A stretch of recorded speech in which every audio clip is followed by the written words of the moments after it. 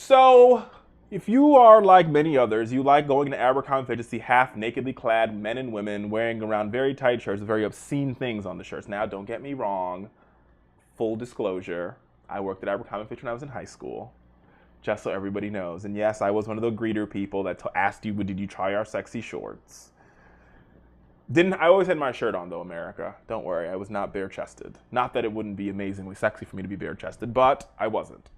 Either way, Abercrombie & Fitch is now stepping into the world of philanthropy and is getting ready to get an emergency room named after it. Yes, it is true.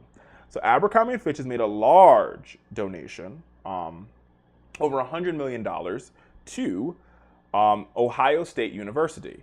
And in giving that donation, the Ohio State, I guess their board, the state's board of trustees, the Ohio State Board of Trustees, are voting to now change the name of the Ohio State's emergency room to the Abercrombie & Fitch Emergency Department.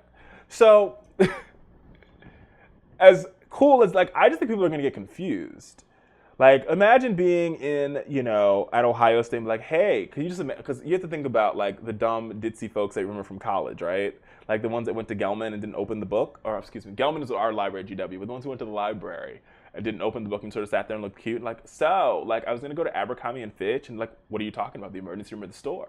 I just think it's going to be a whole host of problems for really, really stupid people.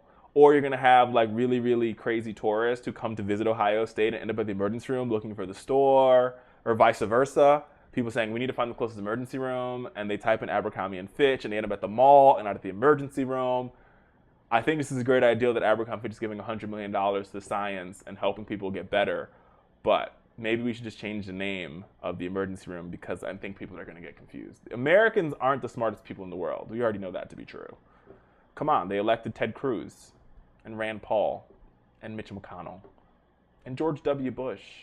They're not that smart. So we'll see what happens.